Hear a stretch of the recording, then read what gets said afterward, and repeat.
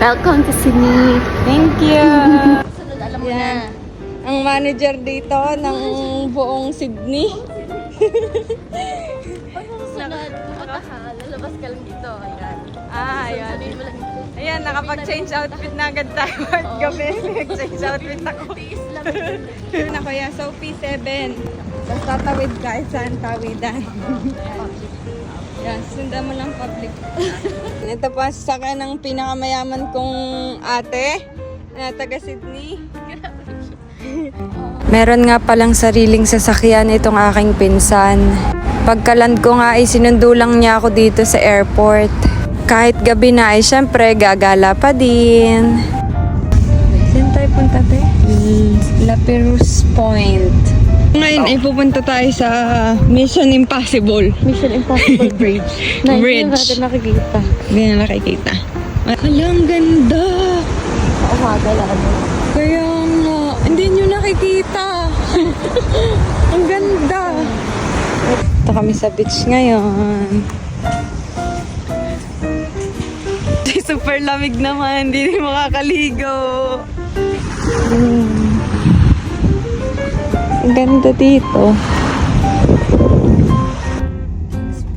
Ay, taga-dito ka na po. Hindi. Ay, ganda dito ka na. The beach. Airport. Doon kami pupunta. Gabi na. Sarado na ng 7. Nagbubukas ng alas 6 ng umaga.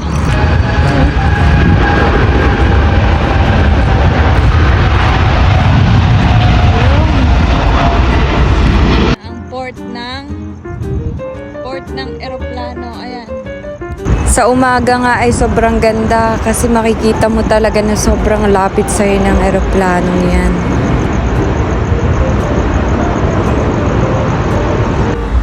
Dito nga namin napiling kumain sa Neptune's kaso nga close. Dito ko dinala ni ate. For the vlog. Pagpasok nga namin ay may nag-assist na agad sa amin papunta sa aming upuan.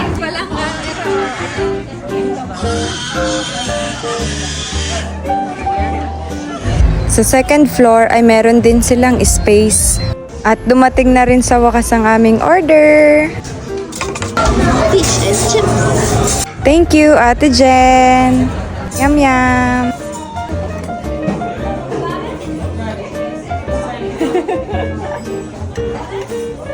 Seafood marinara. Seafood marinara. Fish and chips.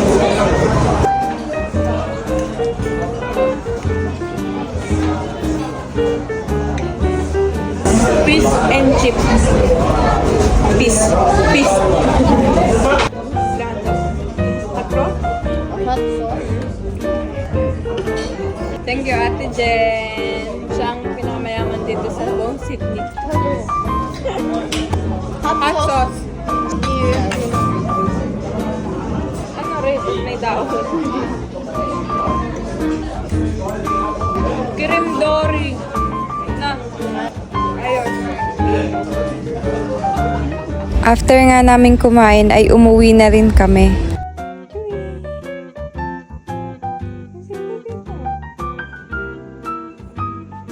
Good night! See you tomorrow morning! Pagkagising ko nga ay ito ang bungad sa akin, si Chewy!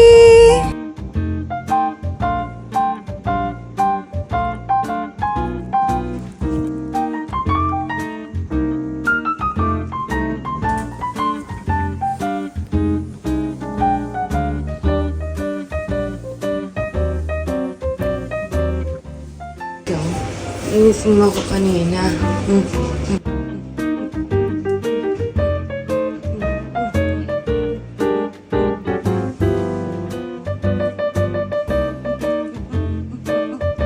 Ganda ng view!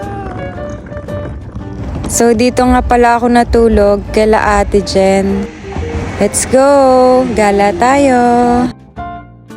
Punta kami ngayon sa Darling Harbour. Bago nga kami gumala, ay nanlibre muna si ate ng breakfast para hindi magutom.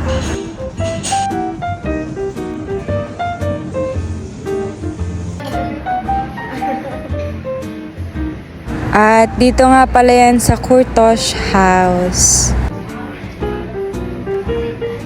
Chika-chika kami dyan habang kumakain.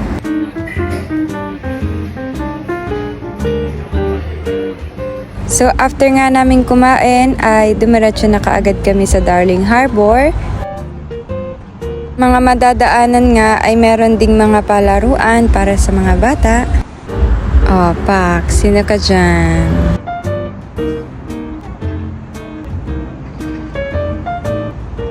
Para sa akin ay maganda pumunta ng umaga dito like we did kasi hindi pa siya sobrang araw. Aura-aura lang. Feel the air and the sun. Mwah.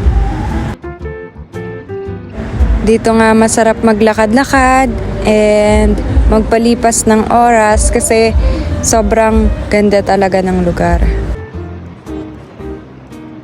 Dito nga ay meron ding museum kung saan ay makakapasok ka. Pero di na namin try kasi wala na masyadong oras.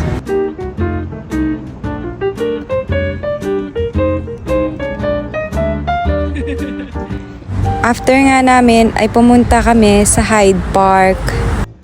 So malapit lang yung nilakad namin mula Darling Harbor papunta dyan. Kung gusto mo naman talaga ng mga fresh na air, dito talaga yung magandang tambayan. Pumunta rin nga pala kami dito sa Anzac Memorial, kung saan ito ay napakasagradong lugar, kaya dapat pupunta ka dito ay tahimik lang.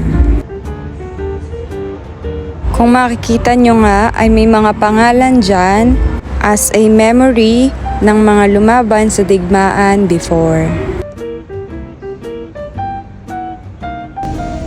And if you love walking as well, so ito rin yung mga magandang puntahan kung saan makakapag-isip-isip ka about your life, about anything you wanted. At sa paglalakad nga namin, ang sunod naming pupuntahan ay Queen Victoria Building.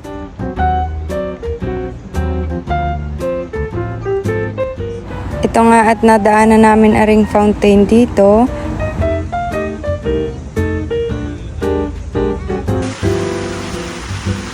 At dito ay matatanaw mo rin ang Westfield Tower.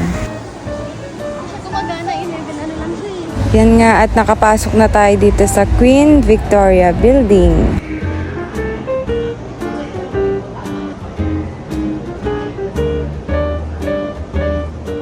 I will say thank you.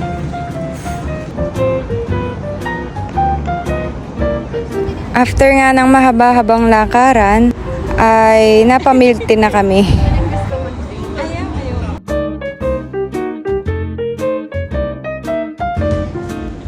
Ayan nga at natapos na naman ang ating whole day sa Sydney, Australia. Thank you!